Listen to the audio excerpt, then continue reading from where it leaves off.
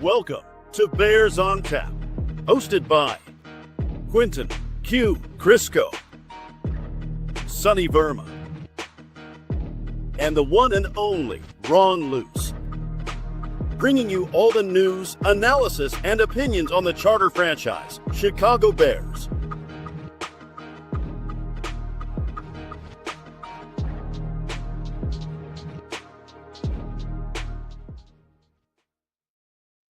And welcome back, Bears fans. My name is Quentin Crisco. I'm joined by my co-host, Ron Luce. And today we are joined by Jake Riepma of Locked on Detroit to talk about Ben Johnson. Jake, how are you doing this afternoon? Well, guys, I wish I could say I'm doing great, but I keep having to open up this wound that I thought the scar tissue had healed. And then Sonny hits me up and said, "Hey, can you come on and talk about Ben Johnson?" I'm like, my goodness, I'm grieving, right? I was in denial for a while, and then I was angry, and then I was badgering and trying to make it like it didn't happen. But then, you know what? Let's just rip the Band-Aid off. He's gone. I'm scared to death of the Bears because you guys got an offensive genius leading the squad now, and you've got a lot of tools to work with. And that being said, yeah, let's just continue. That's how I'm doing. Yeah, that sounds about right. Like when we first had the idea of like maybe we can get a Lions guy on here, I was like, man, they just lost in the playoffs like 3 days ago, and they lost their coordinator a day later. And now it's like I don't know how comfortable I am talking to these guys right now. Yeah, Aaron Glenn's, making headlines for all the right reasons. He's already told the New York media where he can stick it, and now everybody else is seeing what us Lions fans have known for the last several years, that you got Dan Campbell leading the squad. That's a hell of a head coach. And you've got two of the best coordinators that are no more. And all we have to show for it are some heartbreaking losses, both last year in the NFC NFC Championship, and this year, the early exit. So I'm doing great, guys. Now, yeah, we won't try to twist the knife too hard either when we ask you about Antoine Randall and JT. Oh yeah, Barrett. Right. Add it to the list. We gotta go there as well. Now, you talk about, like you said, got an offensive genius. And as I was sitting here this afternoon thinking about, like, man, what do I want to ask about? What do I want to talk about in this? I want to know about what the Lions offense looked like when Ben Johnson first took over as play caller. Maybe that's when Dan Campbell was calling plays and Ben Johnson was just starting to get involved. But before they had all this talent, when they only had some talent, what did that offense look like? Right. And that's like to a bigger point. It's a great point, Q, because people think of Dan Campbell and this Lions organization just, as like a freight train. They built it the right way, and they're, 15-2 this year, but it wasn't always that way. And Ben Johnson can certainly attest to this. I mean, when decisions were made to move on from Anthony Lynn and the rest of that core, and some difficult decisions had to be made on the other side of the ball as well. I know we talked about Aaron Glenn, but Aubrey Pleasant was kind of seen as that fall guy on defense. He was fired. And that year in 2021, where things started to really come into form, I can remember attending a press conference with the owner, Sheila Ford Hemp, saying, almost with the fan base for patience, and that things are moving the right direction. And same with Brad Holmes. And from the top all the way down, you got Chris Spielman. So many pieces were in place with this Lions organization, but it didn't happen overnight. And to go back to your original question, the offense struggled, the defense struggled. This was a team that was I believe it was 4-16. Don't quote me on the exact numbers, but Dan Campbell lost a lot of games in his first year, and then it was a miserable start to the season in his second year before they eventually went on that run. And if you remember how it ended, they played that Sunday night game in Green Bay and kept the Packers out of the playoffs. Then they didn't make the playoffs because, we can all agree. That's something we can all root for and get behind. Exactly. We can all get on board with that. But to your point, it took a while to get the wheels in motion and to start to implement some of those Ben Johnson traits that you'll probably be seeing with all the weapons that he has in Chicago. But the diversity of the offense, the pre-snap motions, the creativity in route running. I mean, Amon-Ra St. Brown was a late round draft pick that he's turned into a max contract superstar wide receiver. And I know some people will be critical of him and say he's just, a product of great coaching from Ben Johnson, but that's the sign of a great coach, in my opinion. He gets the most out of every single player. Look at the resurgence to Jared Goff's careers. Look at the entire body of work from this offense in his 3 years as the offensive coordinator. The Lions, in that period, nobody has scored more points per game than the Detroit Lions. And that includes Jared Goff, the most out of him at the quarterback position. Obviously, Amon-Ra St. Brown, some early round draft picks, which we have to be fair. He has had a lot of weapons to work with Jamison Williams, getting the most out of him as a first round pick. And then Jahmyr Gibbs, who really took the league by storm. And of course, Saquon Barkley gets all the headlines, and rightfully so. But let's not forget that Jahmyr Gibbs had more touchdowns than Saquon Barkley. And that being said, Ben Johnson, I think, was completely at the forefront of that entire evolution and taking this offense from really pedestrian to absolutely elite in his time as the offensive coordinator. And Jake, I think kind of to piggyback off of Q's question, because this is something that I've seen a lot of discussion about within the Bears fan base, and it's the usage of the running back position. You mentioned Jahmyr Gibbs and his really, I think we can all agree, came on to the league, really came into his own as a rookie, especially late in the season, that nice run he had toward the end of the year. But this year, like you said, really took that step forward as kind of truly one of the elite backs in the NFL.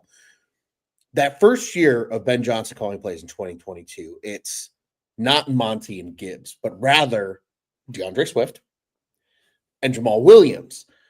Do you think there was an astronomical difference, especially, again, for Bears fans like ourselves and people that listen to our show who maybe don't watch a ton of Detroit Lions football on a play-to-play basis? Was there a huge night and day difference from 2022 to 2023 with that personnel grouping in the backfield?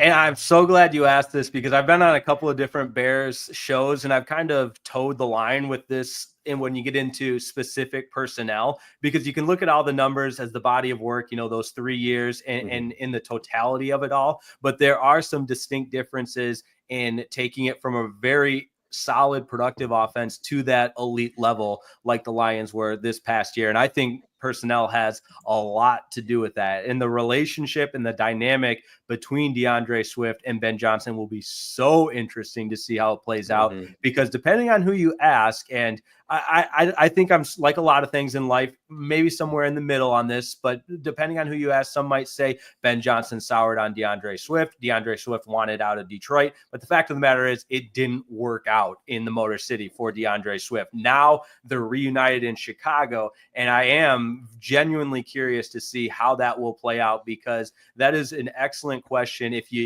I don't know how, I'm not a big football on spreadsheet guys. I don't have all the numbers memorized, but I think you can take a look at the tape and see a tangible leap from the difference between DeAndre Swift and Jamal Williams in the backfield to the new cast of David Montgomery, and who obviously Bears fans know all about David Montgomery, and then Jahmyr Gibbs as well. Now, that being said, I talked about DeAndre Swift, but Jamal Williams had a tremendous season. He broke Barry Sanders' single season rushing touchdown record. Now, there was probably a dozen of those that were 1 or 2 yard runs, but that's okay.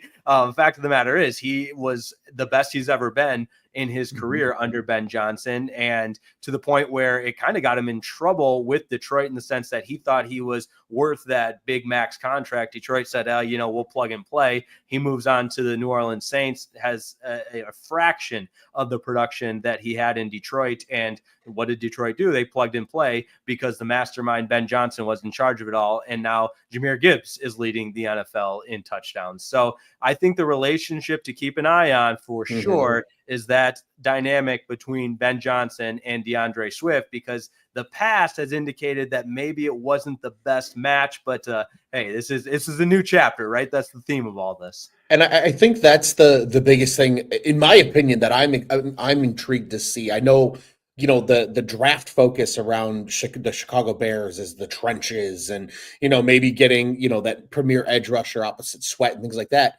I'm more intrigued of how they address the running back position, because I see, here's a guy who didn't work out with Ben Johnson in Detroit for whatever reasons, like you said, right? We don't know all the answers. We weren't in the room, but what's going to happen now? Are the Bears willing to move on from DeAndre Swift 1 year after signing him as literally the first free agency signing to happen before, as the clock struck midnight per se? Yeah, I think that's going to be such an interesting dynamic because now I think you have to focus on the Bears possibly taking a running back in the draft to complement Swift because of that two-back dynamic that we've seen Ben Johnson have so much success with. But in the same breath of like, is DeAndre Swift going to be able to be the running back that Ben Johnson wants and maybe needs him to be? Because if he's not after one season, assuming he's still in Chicago, to me, that means he's a cut candidate before that third year of that contract to maybe be replaced by a, Jahmyr Gibbs light. Obviously, that'd be great if we could just clone him and bring him to Chicago.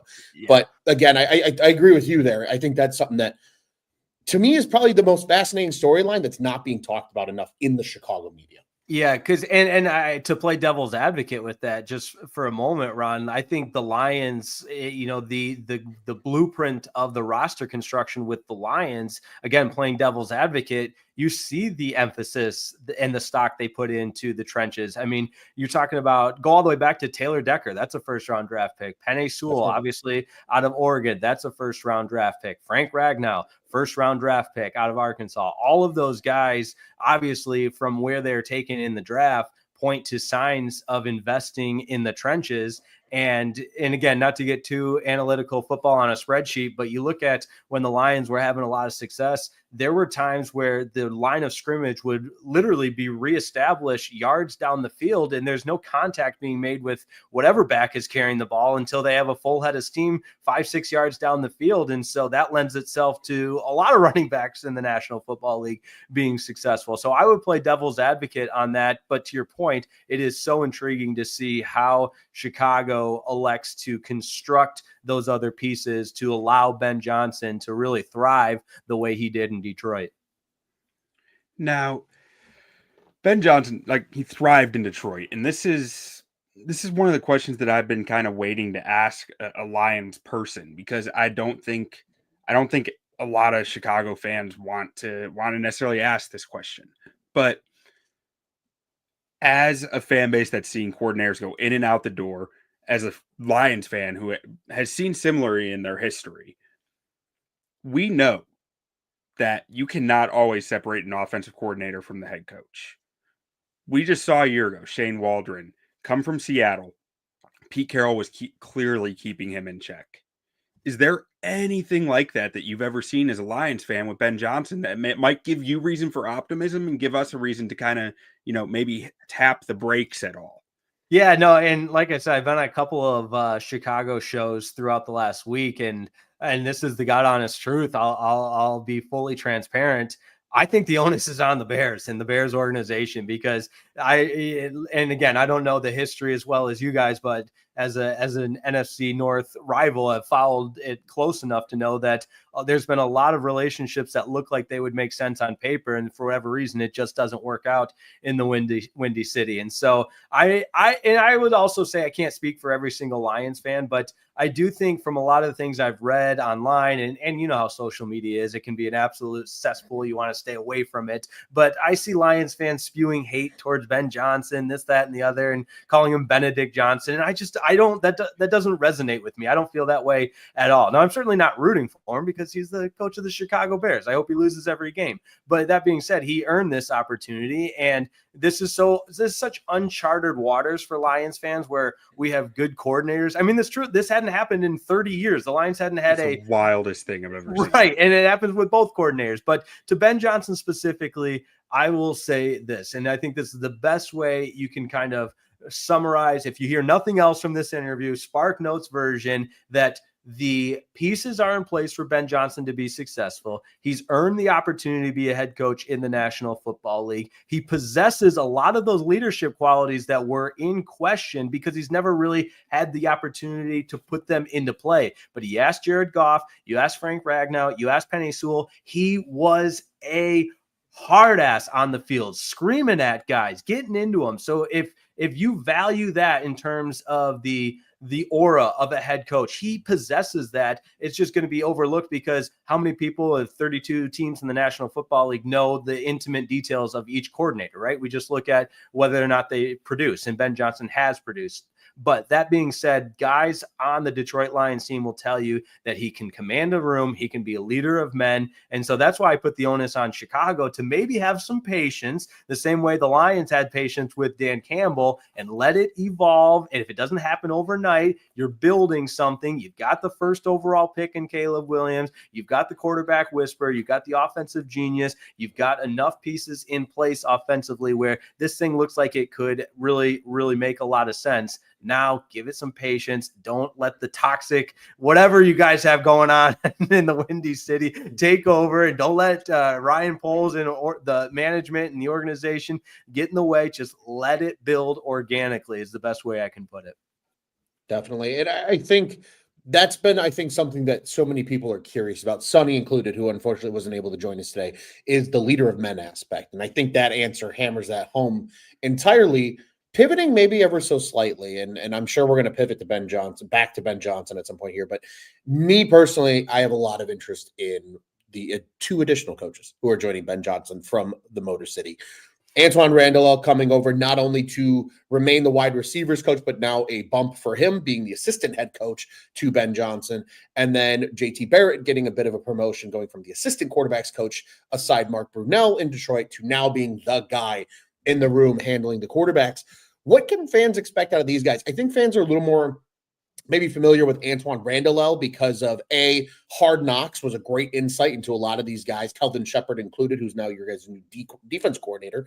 But in addition to that, right, you know, the chewing out Jameson Williams on the sideline during the game against the Bears, you know, and things like that. So I think people maybe know a little bit more about Antoine Randall than JT Barrett. But what should Chicago Bears fans expect with those two guys coming in and kind of the onus and aura that they're going to possess as well as a part of this coaching staff? Right. And it's the similar sentiment that people talk about Aaron Glenn with, like a guy that played in the league with Antoine Randall and the run he had with the Steelers. Like that's instant credibility. And when you combine that credibility with the charisma and I too, like again, hand up, I am a sucker for Hard Knocks, for NFL films, any of the on the field access. And I mean, Ron, you know, you played ball, like it's just like you're Absolutely reliving it. So I ate that stuff up when he was the head coach of my team in the Detroit Lions. And I see no reason why he doesn't carry that same energy, that same charisma, that same ability to relate with players over to his role in Chicago. And so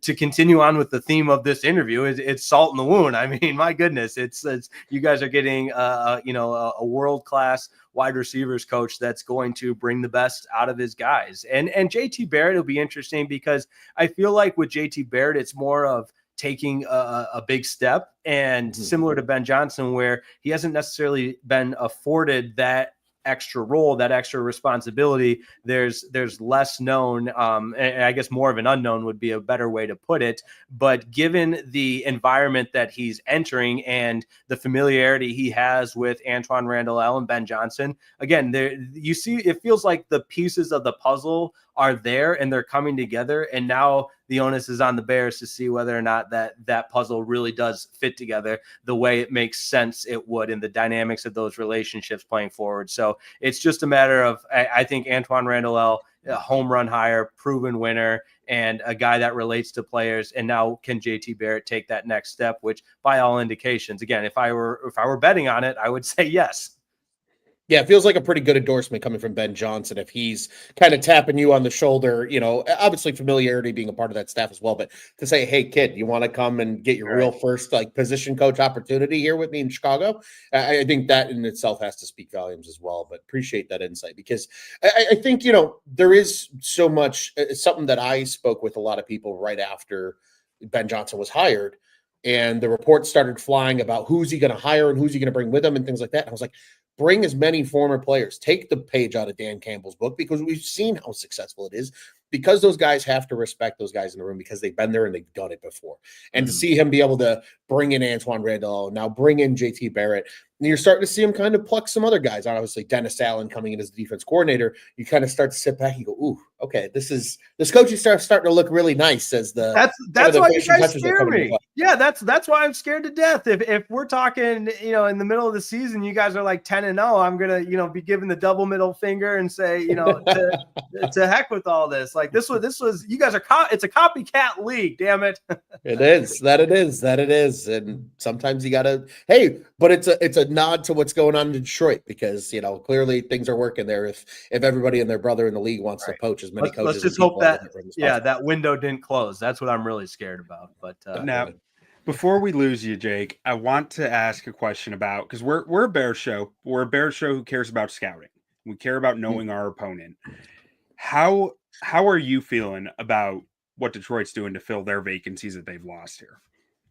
In terms of player personnel, I know it's cheesy and cliche, but I'm going to sound like, to use a baseball trade deadline comparison, when your team doesn't make a move and you got guys coming off the injured list, we say, oh, it's addition internally. But I do truly feel that way with the Lions. I mean, you look at a team that was just decimated by injuries, and Aiden Hutchinson's obviously going to be the most notable one there. But I mean, this was a team that had 16 different starting lineups defensively because of the injuries. And I guess most notably on display there against the Commanders, who put up a 45 burger in the playoffs. But I mean, there was a time when Jamal Adams was on the field for the Lions. And so it's not to make an excuse. And I guess it's part of the grieving process where you're trying to find a rationale and understanding. And you can look to the injuries on defense and say, I feel a heck of a lot better about this team when they're healthy. But at the same time,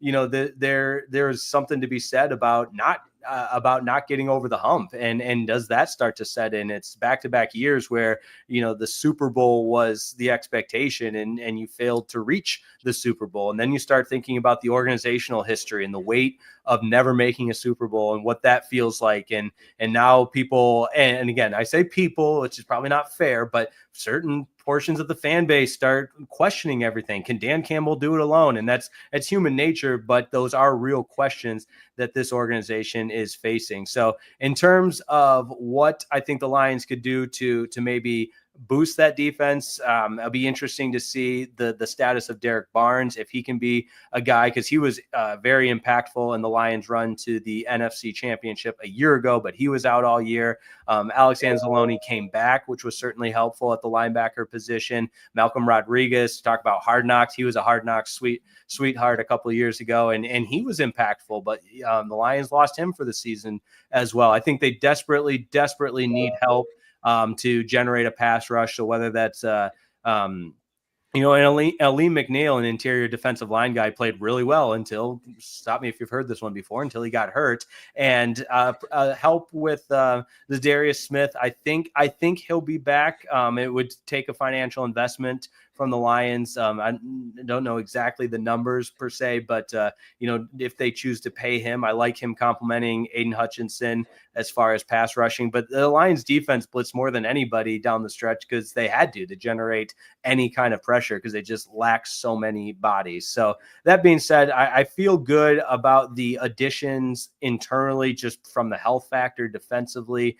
Offensively, again, there's enough guys that the plan is, the blueprint's pretty simple as far as a dominant offensive line, really impressive skill players, and then Jared Goff distribute the ball without turning the ball over 5 times like he did in the divisional round against the Commanders, and you feel pretty good about that offense as well.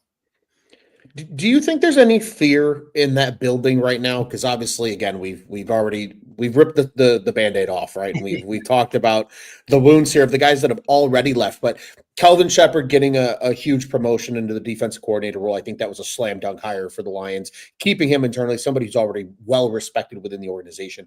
Do you think there's any concern on the offensive side of the ball that like a Mark Brunell might also leave as a part of this? I know Fraley was originally a guy who was considered, and then it seems like now that he's very much staying put in the Motor City. But I know Mark Brunell, especially with Aaron Glenn still needing to fill out his coaching staff. Is there any concern amongst kind of the Lions fan base and those that see it on a daily basis that he could be gone as well? No, there's definitely concern. And I think with Brunell, at least for me, it was when the Jags job started to get some steam and he thought, okay, there's a connection there. Obviously he played in Jacksonville. Ben Johnson, the note after they fired their general manager, could they lock up Ben Johnson and give him complete control, because that's what he wanted, and bring Brunell with him to Jacksonville? That was a big fear I had. But when that fell, didn't come into fruition, you start to feel a little bit better about him staying in Detroit. But at the same time, there's always the concern that, coaches can be poached and that sort of thing. I think to your point though, with Calvin Shepard being the new defensive coordinator, feel good about that defensively. Offensively, I loved what Frank Ragnow and the rest of the offensive line had to say about Fraley and just how much he means to the organization. And, whether there were some other components to him staying as far as incentives, that I think goes a long way when your players are literally, talking about running through a brick wall for you because you mean that much to them. And you still have the notion of the unfinished business. And that was enough to keep both Ben Johnson and Aaron Glenn last year, obviously not so much this year, but I think for the right person that rallying cry of the unfinished business concept, it certainly serves as a motivating factor for this Detroit Lions team. So that's what, as a fan, that's what I'm clinging to. And again, when you're in the grieving process, you tell yourself funny things to feel better. So maybe that's all I'm doing. Yeah. I mean, I know all us Bears fans were very disappointed to see Hank Fraley return, but Jake, we know you got to run. Thank you so much for jumping on with us and talking with us. Where can people find your work? Yeah, man, absolutely. This will be the first of many, and hopefully the next time I won't have to, rearrange everything, and we'll have Sonny on so I can give him a hard time about something and give him more bad life advice like I always am. But on Twitter at Jake_Riepma, so just first and last name. I try to throw out all my content on I'm not great with social media. I will tell you that. I got to be better. JakeRiepma.com. I throw some interviews on there as well because I'm doing stuff at 105.3 The Fan in Dallas as well. But I don't know. I'm like everybody else. I just like to talk sports and have a good time doing it. So I'll be sure to tune in. Locked On Sports Detroit on YouTube and all of your podcast platforms. You can find it there. If there's a conversation to be had about sports, I'm trying to have it. All right. Well, thank you so much for jumping on, and we're looking forward to some rivalry games this year. Hopefully, some real rivalry games again. Yeah, absolutely. That sounds good, guys. All my best. We'll do it again. Thanks for having me. Thanks, Jake. Appreciate you jumping on with us. All right. Now, Ron, we get to talk about all the fun things that have happened with the Bears since Ben Johnson was hired, because we have not been on a mic since the day he was hired. Yeah, it feels good. It feels good to be back to you. And kind of like I said with you and Sonny, it was kind of nice now to be able to step away. I appreciate the daily content. There's a lot of people out there that are talking about this every single day of the week. But it's an evolving situation. And that's kind of why sometimes having that little bit of gap in between is nice, because now we can come back, I'll call it fully educated, really, on what happened and how people feel. And, I think I feel better about this hire too, even from the Bears standpoint, because I don't know if you saw the news, even just today, Ben Johnson's agent said it was one of the best interviews he's ever seen conducted by an NFL team. Oh yeah, that podcast with his agent that Bill Zimmerman did was outstanding work. Like massive. Some of the most interesting Bears nuggets I've heard in years on there about, like, definitely, this is the new Bears. Like, Kevin Warren deserves tons of credit for the way that they handled this whole process. Like, which, feels a little nice as being some of the, like, little bit of Kevin Warren defenders throughout the Bears season this year to be a little vindicated with that. But yes, it feels good, man. And just hearing him go on his media tour and what brought him to Chicago and the excitement he has for Caleb, but also prefacing that it's not just on Caleb and this is a team thing. And, the victory lap that he took with meeting the entire Bears, Hallis Hall and the welcome, and he wants to be here and they're excited to be in Chicago. And the sucker in me that's a Cubs fan loves the fact that he's gone to Wrigley for the last 10 years with his family. Like, this dude wants to be here. He wants to be a part of the culture, wants to be a part of the history. And then Q, we get to watch him build out his staff over the last 2 weeks, really. Or really, I guess week. I don't know. Concept of time is gone at this point in the year.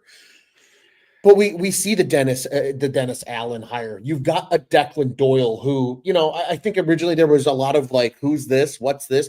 Mike Ditka's nephew. Oh, that's all of a sudden very relevant. And then you start hearing these glowing remarks from other people. Actually, well, that's okay. Not Mike Ditka's nephew. That was just a Wikipedia goof. That's okay. That's okay. But nonetheless, but hearing all of these people talk so highly about Doyle in the sense of like, oh, this guy's probably a head coach in 4 years or 5 years. Like, oh, okay. So like he's clearly well respected already. There's a reason that Ben Johnson went out and approached him about the offensive coordinator job. But you see that we hear what we just heard from Jake about Antoine Randall and JT Barrett, and them bringing in these just high quality coaches that time and time again, you get these, very well-connected analysts is what I'll call them. Guys like Daniel Jeremiah, Tom Pelissero, and all them talking about like, oh, this is a slam dunk hire. What a great hire by the Bears. Like, it's kind of nice, like you said, Q, to hear the Bears in positive remarks and reviews at this time of the year. Normally it's the other way around. And it's just, man, it's refreshing. And I think it builds on the excitement that we all have for Ben Johnson's tenure now as head coach, because it does kind of feel like this is the new Bears, right? Like they paid a head coach substantial money. They invested in the front office aspect of the team that you don't have to invest in, right? We talked about it all year. You have to pay the players. Like that's money you have to spend as an NFL organization. You don't have to spend big money on a big time head coach or their assistant coaches or the GM or the scouting department. Dennis Allen, Antoine Randall, and Al Harris aren't cheap. No, those are expensive coaches. Definitely.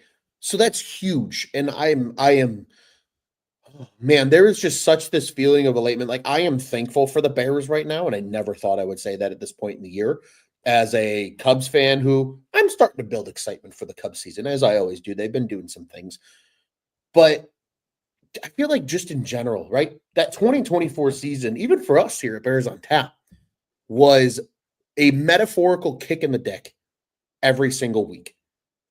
Now there's hope, there's excitement. I think it almost makes the draft process and the free agency process that much more exciting because you hear Ben Johnson talk about what's already here, but having no problem saying, yeah, but this is a problem. Our trenches need to get better. Or this needs to get better. Or that needs to get better. Transparency, honesty, just straightforward. And truly, I think we've had the question answered of, is Ben Johnson a leader of men? I would say so, given everything you've heard from people that know the guy, who have played for the guy, and now who have gotten to know the guy as a part of this, Bears head coaching hiring process. This feels like a slam dunk, man. And it's nice to sit here a week later with you, as we talked about, right? Digest it, see how we feel. Does our excitement change? Q, I'd argue my excitement's higher than it was even when he was announced. And you, myself, and Sonny were on the microphone talking about it as a raw reaction. I think it's built since then, Q. I don't know how you feel, but I'm ready. And I'm even more excited now. And there might be a hole in this wall next to me here, folks, at some point this season, because, man, everything we hear, it's like you kind of want to run through a wall for Ben Johnson and what he can bring to, again, a franchise that should be amongst the most respected and promising in the NFL on a year-to-year basis. Yeah, I mean, I'm with you. I am more excited than I was the day he was hired. That press conference, like let alone the hires, but that press conference, he crushed it. Everything out of the park. And I'll usually be the first guy to sit here and say, calm down. It's just a guy talking on a mic. But like, he said all the right things, and he didn't just say all the right things, right? Because I feel like we've seen that before, right? We've seen like Matt Nagy's opening press conference was good. Felt a little salesy, but it was good. Be you. I didn't feel like I was being sold a bill of goods with Ben Johnson in any way whatsoever. I felt like it was genuine. It was him.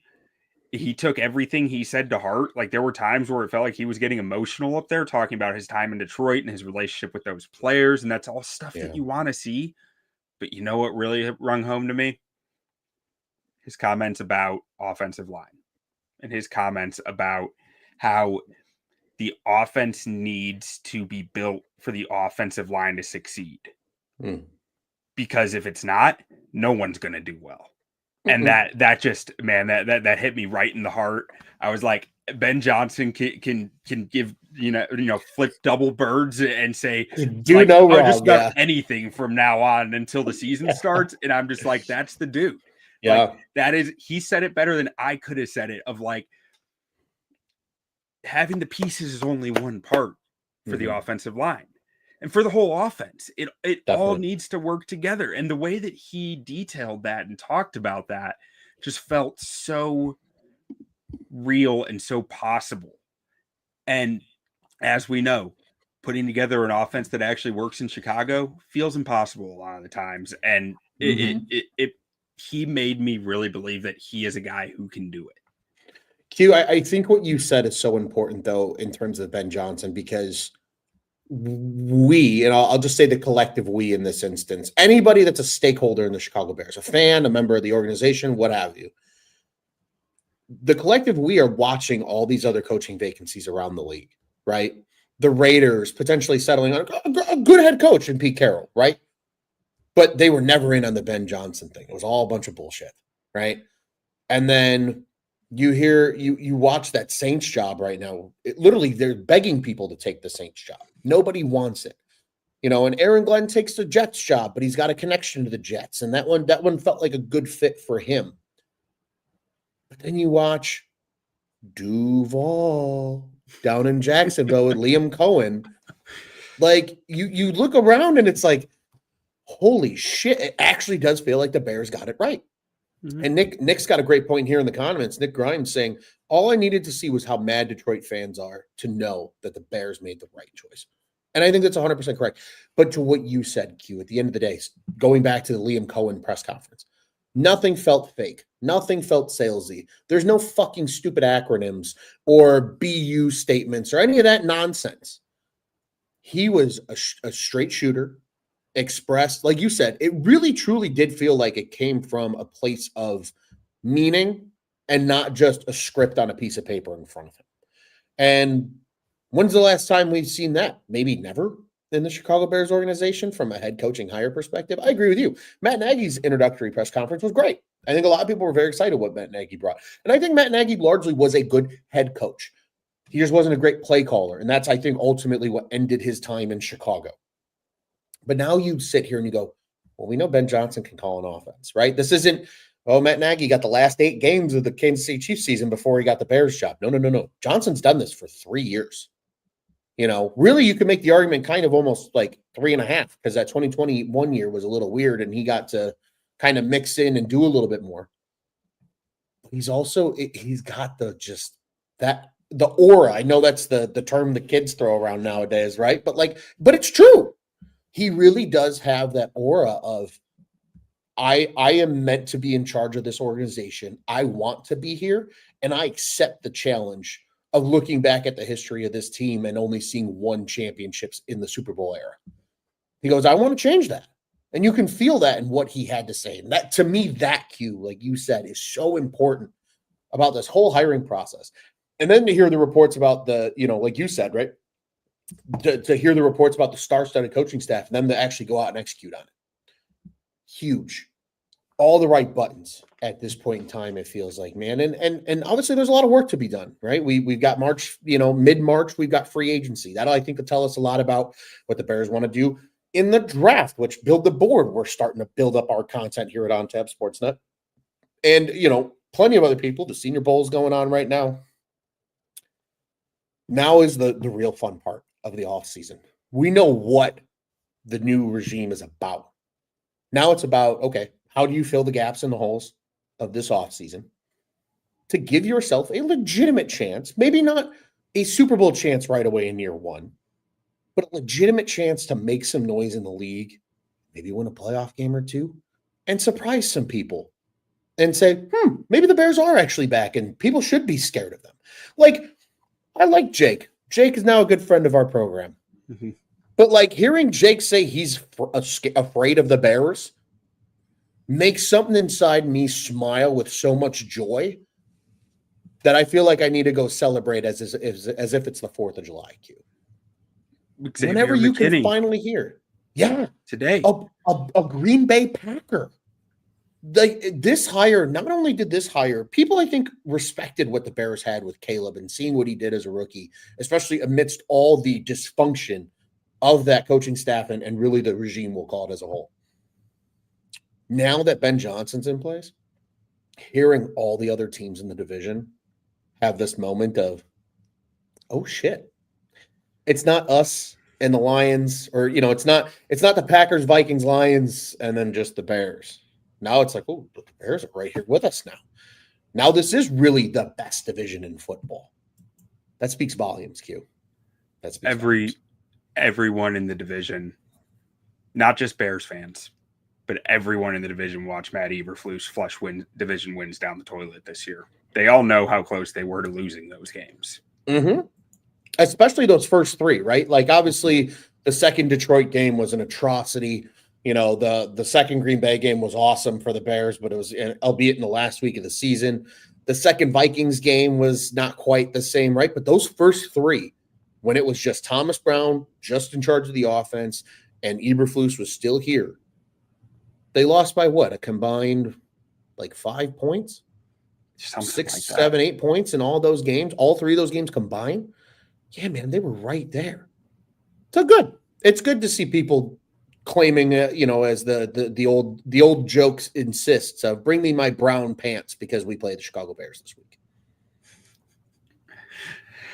That's a good one. Bring me the brown pants. Bring me the brown pants.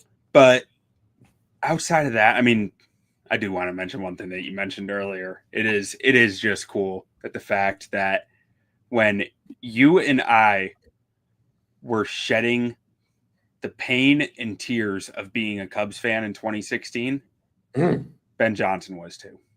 Mm-hmm. Yes, and it's awesome.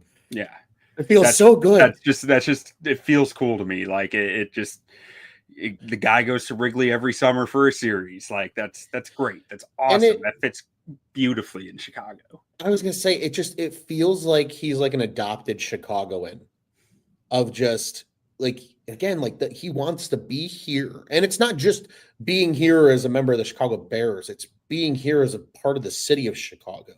And I think that goes so far you can relate, even being outside of the city. These fan bases are crazy for their Chicago sports. People will move across the country. They'll, go wherever in their life takes them.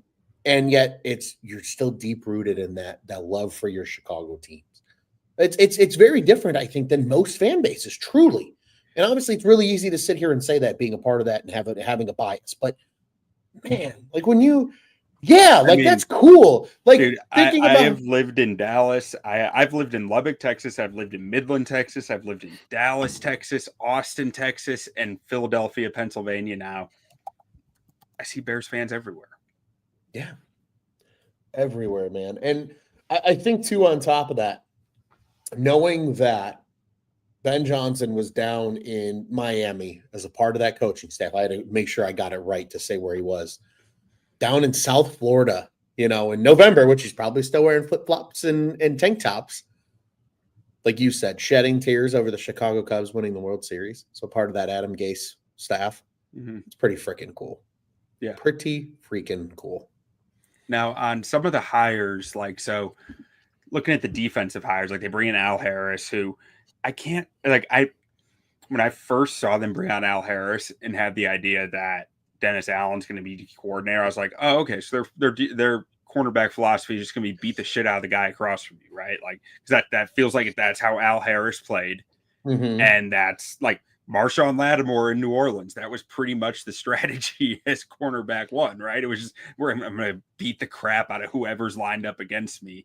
So that felt like a Dennis Allen thing too. But the more I'm thinking about, I do think it's a Dennis Allen thing. But if I look at Al Harris in Dallas, that's not quite how the Dallas corners played, right? Not at all. That's right. They were much more ball hawks than anything, like Trevon Diggs and Deron Deron Bland. Bland. Yeah. Very ball hawk players who I think Tyreek Stevenson is going to have a maddening year next year where he has like 8 interceptions but gets burned for like 800 yards at the same time. Because, I mean, you look at, hey, Deron Bland made an all-pro team with a year like that because he had like 5 pick sixes in there, but he gave up a ton of yards. If that's how Al Harris is going to coach this up, I think that's a player Tyreek Stevenson can absolutely beat. We know he can be a ball hawk. We know he has good instincts with the football in the air and does not hesitate on those instincts. And we know he can get burned at times. Like, I think that we're going to see some of that from Tyreek Stevenson in the good and bad sense. That's still way better than what we got last year. Definitely. And I think Q, even just to elaborate on that point, I think you nailed everything about Tyreek. But you factor in the Dennis Allen kind of chaos on defense that he brings and where those corners are going to fit in. I think the Al Harris, Dennis Allen marriage in terms of being a part of the coaching staff is going to do wonders for how the Bears are currently constructed and how they plan to be constructed come August, with obviously all the notable offseason events still to come in the coming months. But Jalen Johnson will probably still benefit from that. Maybe his pick numbers will go up a little bit because of some of that aggressive nature. Maybe we'll see a guy like Kevin Byard channel those Tennessee Titan years again, assuming he's still here, right? There's a chance that he's gone and they bring in a new free safety, and maybe that's part of the plan, right? What does Jaquan Brisker become underneath a guy like Al Harris? Does he really get to maybe reach that full potential that the Bears front office very clearly saw with him being a second-round pick years ago? And even Kyler Gordon, another guy who I think will benefit from a guy like Al Harris being a part of this coaching staff. I think it's, for the veterans, just as much as a young guy like Tyreek Stevenson, I think it's going to be great for them. And just again, though, something different. It's not just this garbage-based defense that has no creativity. And to me, creativity on defense, especially with guys who are ball hawks, right? When you play defense, it's a lot of concepts. It's not a lot of plays per se. Mm-hmm. It's instinctual. That's exactly how defense is played. And I think the more chaotic sometimes defense is, the more it brings out the best in those instincts of your defensive players. And I think that's something that we could see completely flourish, right, from this defense this year. Maybe a guy like Montez Sweat, who's that big pass rusher that Dennis Allen loves, he might have a monster resurgence after kind of a down year that, albeit he was hurt. They get a guy opposite of him with some size, right? Who's to say that doesn't? Maybe Andrew Billings has a monster year. Maybe Javon Dexter takes another step forward. Can we finally get that dog out of Zach Pickens? There's so many questions to be had, I think, still, that at least bring excitement for fans at home that sit here and go, well, what's this defense going to look like next year? I agree, Q. I think you're going to see these corners become playmakers, not just guys that are trying to lock down the opposing, but taking some more calculated risks, I think. And I think that's going to make Tyreek a fun player to watch next year. Yeah, it's going to be frustrating as hell when he gives up the 55-yard bomb, but it's going to be really cool if he's jumping an out route and taking it for 6 points the other way as well. Now, I could be mistaken. I haven't sat down and watched a ton of Dennis Allen, concepts and tape and what he does, but I can't wait till you do, Q, because I know you're going to be just uber excited about it. I can just feel it in my I mean, I have a general base for what he does, but I don't have a strong hold on what to expect as far as aggressiveness levels and as far as how disguised everything is. Sure. But thinking about it, this might be the most aggressive defense coordinator the Bears have had since, I don't know, maybe a Greg Blatch or a Bob Slowick in the early 2000s, late 90s. Because since then, think about it, it's Lovey, that was not aggressive, right? Mm-hmm. And then you had Mel Tucker in there, which was that was Lovey light, which I don't think was exactly what Mel Tucker wanted to run, but what he was forced to run. Then Vic Fangio, very different, but not aggressive. I wouldn't call Vic Fangio aggressive. I would say Fangio is like a genius. Tactical. He feels the game better than any coordinator in the NFL, I think. Very tactical in how he called the defense. Yes. Yeah. but he was all about, you don't want less than 7 in coverage. Like that was, he only blitzed when he had to, right? Then Sean Desai was probably fairly aggressive, but I think that was more talent rooted than anything, because that defense was really starting to fall off talent wise. And then you get to Eberflus, and he had Chuck Pagano in there too, which was, very similar philosophies to Fangio with a worse feel. I don't think the Bears have had a defensive mind this aggressive and this willing to chop it up with cover 1 and cover 0 as we're gonna see from Dennis Allen. Like, that's exciting to me. Yeah, it's gonna be, I think, for Bears fans, especially, and I'll probably call it maybe the first 4 to 5 games of the season next year. I think it's going to be a little bit of a culture shock in a lot of ways, right? You're gonna watch a defense and be like, what the hell was that? Like, that was crazy and out of bounds. Like, we've never seen that before, but that's the type of DC Dennis Allen is. And Q and I would make the argument, right? Like, you look at a lot of those New Orleans Saints teams when Allen was there, they had talent, don't get me wrong, but it wasn't this immense amount of talent all over the field. It was a lot of guys who played really well in certain roles, and Dennis Allen maximized their talent in those roles with a couple of defensive stars. And that's kind of how the Bears defense feels right now, right? Jalen Johnson is a star. You can make the argument that Montez Sweat is a star. Right now, though, then maybe you go get a linebacker in free agency or the draft or something, and maybe they can find a way, because there's a lot of thought that Edwards is probably gone after this year. Maybe Tremaine Edmonds finally reaches that potential, right? And using that freakish athleticism to do something crazy. But it's going to be a lot of guys asked to play certain roles and then scheming things up. I think something that you and I talked about when the Bears played Arizona this year. Not a super duper talented defense, especially really outside of a guy like Budda Baker. There was a lot of young up and coming guys and not a lot of established stars defensively, but they were effective because of all the crazy shit that Jonathan Gannon drew up defensively. Yeah. I think we could probably see a very similar thing this year, where maybe you improve the trenches a little bit. Maybe you get another, weak side linebacker who's a little faster to replace TJ Edwards. Now, all of a sudden, like, you're looking at very similar defenses, I think, to what Dennis Allen had in New Orleans. But knowing that he can maximize that to being a top 5 unit potentially is really exciting. And I'm kind of excited to see something different than fucking Tampa 2 for the first time in my lifetime as a Bears fan. You know what's gonna be interesting? Tremaine Edmonds has never been coached by a guy who will get in his face screaming for being soft. Good. That's going to be interesting. Because if he takes that, because I think the Bears entire coaching staff will get in his face for things.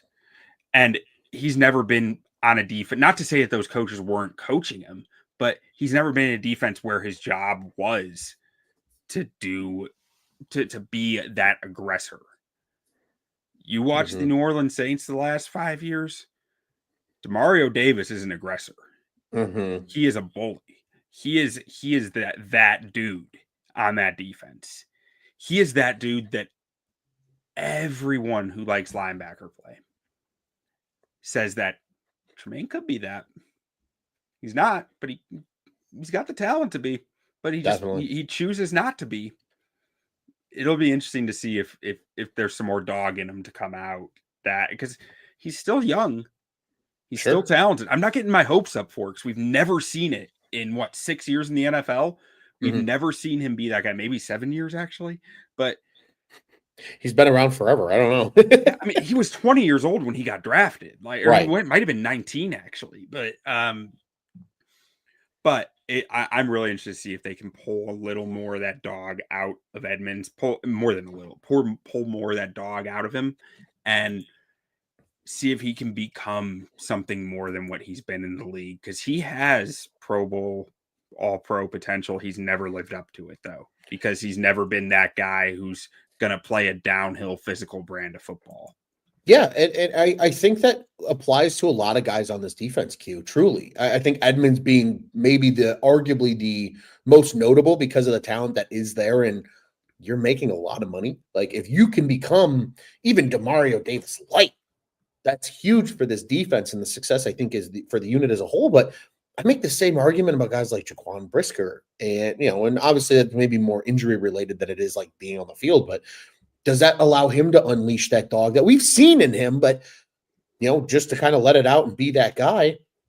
Do we get to see that maybe from some of these D tackles like Zach Pickens, who we've been begging to see more dog out of, or even a Javon Dexter taking it to another level with a fiery coaching staff like this in terms of guys like Dennis Allen and others? I think there's a lot to be said about that for the whole defense, truly, Q. So I'm not getting my hopes up on anything Zach Pickens related, but a part of me does wonder.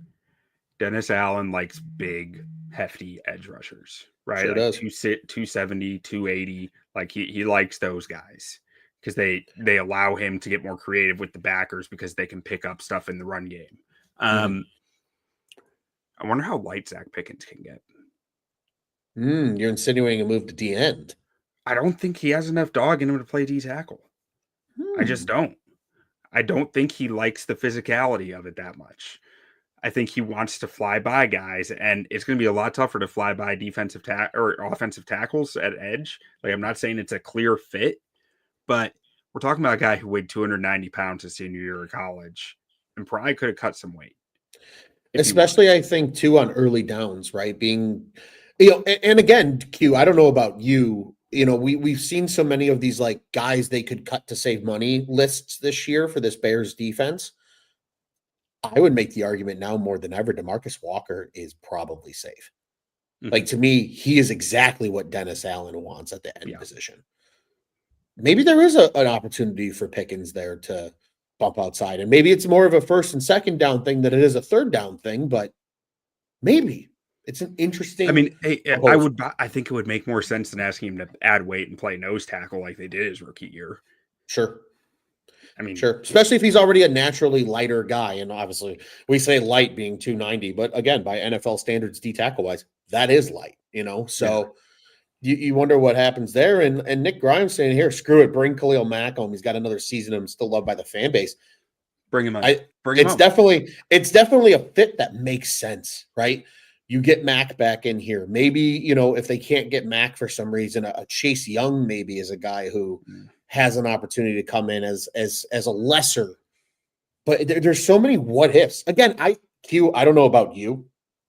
I love that there's a new coaching staff and the culture they're bringing and the tenacity and all this, the scheme. I want to see what else they add, because now you're going to see that touch of the new staff and what they bring in this offseason. The cuts, that's going to be the first big disclaimer. Is TJ Edwards gone? Is Kevin Byard gone? Or do they re-sign Tevin Jenkins? There's a lot of, kind of what if question marks still in terms of personnel on this team that are currently here. And then it's the outside noise of who they bring in. A Khalil Mack, for example, as Nick noted in the comments. Who else are they going to bring in to complement this new culture that's a part of that Bears regime? To me, Q, that's what I'm most excited about for the rest of the offseason now is how do they attack the draft and how do they attack free agency? And how different does this team look from a roster construction standpoint than it did a year ago once we get to August? Yeah, one name that I've been working on the offseason spreadsheet, which is always sick and awesome. And people, if you haven't played with it before, be on the lookout for that this year. There's one name that really stood out to me. I'm trying to, so let's see. Javon Hargrave. Yes. 32 years old, got released by the 49ers after a torn tricep midseason. On like an injury settlement, I guess. Yep. But he's a free agent. A torn tricep, yeah, it sucks, but I mean, it's not a debilitating injury for a guy. No, I'm not worried about his ability to recover necessarily. I think at D tackle that is an important. It's a little more than what you initially let on, but I trust that a pro like Hargrave is making that work. He's putting in that work to come back from it. Definitely. I'm really interested in that idea of like getting him on a cheap 1-year deal, if Sure. that's possible. Like I don't even know how to value him right now, as far because I'm trying to make contract projections in this and using like all these different resources to try to find stuff. I don't know. I'm at a loss of how to value that Yeah, I think because it's it's tough so weird because that they cut him. it is, but I think you look at that contract that he originally signed, because there's a lot of money that the 49ers left on the table. He was due to be under contract with them Mm-hmm. until 2028. And just to let him walk, I mean, he came off some really good seasons there with the Eagles. So now you kind of sit back and you go, well, yeah, I understand he only played 3 games this year, but then you wonder, like, I mean, shit, even last year, he was still an eight tackle for loss player, 46, or pardon me, not 46 and a half, 25 solo tackles, 19 assists, and he still had 7 sacks from the defensive tackle position. Like, that's a guy, Q, I would make the argument, especially given his age of, he's 31 now, he will be 32 come next season. Maybe you give him that 2-year deal in the ballpark of, he made 21 a year with San Fran. I don't think he's probably getting that with the injury concern. But what about a 2-year, $24 million deal with maybe a third of that guaranteed? So here's what's weird to me. Like he's not even on PFF's top 100 free agents. Which is bonkers to me. So either there's something worse there that we don't know about, because like in their projections, BJ Hill is getting 10 mil a year. I would think that he would be around that range. Yeah. But he's not listed there. So like I guess I think I'm penciling him at 10 right now. So that sounds about right. The 12, maybe you two have to for pay 20 would to be get him awesome. somewhere. But Yeah. like I just don't know. And there are, like, this is a guy who has performed into his 30s pretty well so far. So Definitely. those guys tend to be able to continue to perform. I feel like either that. I mean, it's still early 30s, so I don't know. But like, I mean, you have a lot of guys in that age range, like Calais Campbell, John Jenkins, Linval Joseph, all over 35. Mike Pennell at 34. William Golston at 34, who are still performing pretty much the same level that they were in their early to mid 30s. Not pretty much the same. Like there's some drop off and some more. Sure. Like you sign him, you probably do some more load management. So it's like he's more of a snap count, but like it's just an interesting name to consider going forward. I think too, especially at the defensive tackle position, Q, because there's so little ask from the D tackles to be, hey, you need to be able to get to the sideline to make a tackle, right? Where that's more with DNs, that's more with linebackers, that's more with corners. When you got guys that largely stay in the middle of the field and it's about brute strength and being able to be smart with your leverage and things like that, I think those players tend to age better. I do think we see a lot of guys in the NFL that are G tackles be able to play well into their mid and even sometimes late 30s and still be at least effective. Maybe not the same player that they were when they were in that 26 to 30 age range, but they can still be a huge and effective part of this team. I almost think of a guy like Hargrave. I think back to Bears legend and now Arizona Cardinal defensive tackle in Jones and what he was to the Bears coming in, right? Like Justin Jones came in and everybody was like, oh, this is cool. But like I think Hargrave can have as big of, if not a bigger impact, even coming off of an injury, because again, this is a guy who, I mean, Q, the numbers speak for itself here. In 2023, playing 50, just shy of 58% of the defensive snaps, he had 7 sacks. The year before that, he had 11. The year before that, 7.5. And he had a 6.5 sack season all the way back in 2018. This is a guy who has routinely put up at least 4 sack seasons from the defensive tackle spot for the last 7-8 years. I mean, those guys don't grow on trees. And I think that's why it's so exciting, especially when you have a Trevon Dexter already in the mix. You have an Andrew Billings already in the mix. Well, and Hargrave is probably a perfect complement to those guys. I don't think again, I'd have to go look at the tape to be sure of this, but I don't think Hargrave plays a out of control style of football. I think he Mhm. there's different types of players, right? There's guys who win with Sure. power in a controlled manner and guys who win with power in a chaotic manner. The Definitely. guys who win with a controlled manner with power and length tend to age pretty well. The guys who win in with chaos, more like Jervon Dexter tends to win with chaos. Yeah. Akeem Hicks was the definition of chaos. Those Yes. guys don't tend to age as well, I don't think, because their body, they just take more blows. They're different types of players who serve different purposes, right? Like you're Definitely. not going to get the Akeem Hicks 2017, 2018 production No. unless he's pure chaos. But a guy like Hargrave, I believe, wins more of that with that controlled manner without taking as many body blows throughout the season. Definitely. I agree. And again, that's a huge key and something they really need to focus on. And again, like I know this isn't the free agency class that everybody was hoping it would be, in the sense of like there's not a ton of humongous names. But that being said, there's still a plenty opportunity of guys who can come in and make a difference on this Bears defensive line in this class. And again, they don't have to blow their entire load in terms of money on the defensive line in free agency, right?